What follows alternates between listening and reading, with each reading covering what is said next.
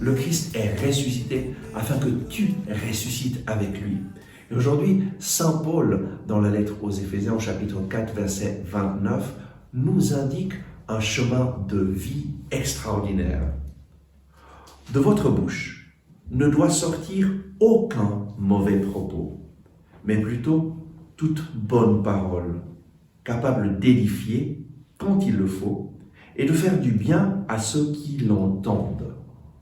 Aujourd'hui, le Seigneur nous invite à contrôler ce qui sort de notre bouche. En fait, il nous est facile de souligner les erreurs des autres, de parler mal des autres, et il nous est facile de laisser sortir des mauvais propos de notre bouche. Mais cela nous souille. Cela souille les personnes qui nous écoutent. En fait, parler mal, dire des mauvais propos, fait du mal à nous-mêmes et aux autres. Et voilà pourquoi Saint Paul nous dit, de votre bouche ne doit sortir aucun mauvais propos, mais plutôt toute bonne parole capable d'édifier.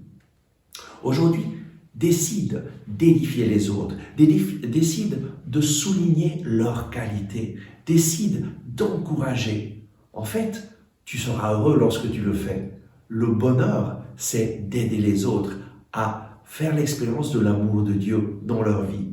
Et ce qui sort de ta bouche va pouvoir orienter les autres vers l'amour de Dieu ou les abaisser. Et c'est ton choix, c'est mon choix de décider. Aujourd'hui, je vais utiliser ma bouche pour édifier les autres, pour les encourager.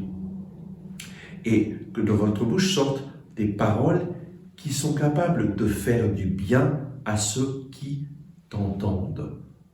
Le Seigneur désire que ta bouche soit un instrument de bénédiction. Et toi seul peux prendre cette décision.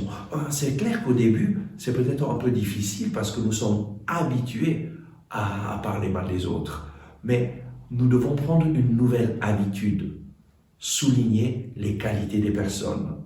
Et je me rappelle ce couple dont la femme avait vraiment de la difficulté à souligner les qualités de son mari et très souvent elle lui faisait des reproches. Et quand ils sont venus me parler, moi je lui ai dit, maintenant tu vas faire une chose, prends un papier et écris toutes les qualités de ton mari, toutes les bonnes choses qu'il fait dans votre famille, envers toi, envers tes enfants, pour la famille, et fais vraiment une liste de toutes ces choses. Et puis ensuite, chaque jour, tu vas prendre une de ces choses, une de ces qualités, une des bonnes choses que ton mari fait, et tu vas lui dire merci parce que tu fais cela, merci parce que tu es comme cela. Chaque jour, tu vas prendre une de ces qualités, une de ces choses qu'il fait. Et je crois que le Seigneur va utiliser cela pour guérir ton cœur et pour vous aider dans votre mariage. Ce qui s'est passé, c'est qu'elle a décidé vraiment de le faire. Et après quelques mois, je les ai revus heureux. Heureux, pourquoi? Parce que finalement, elle avait commencé à encourager son mari, à souligner ses qualités et leur rapport de couple a changé radicalement.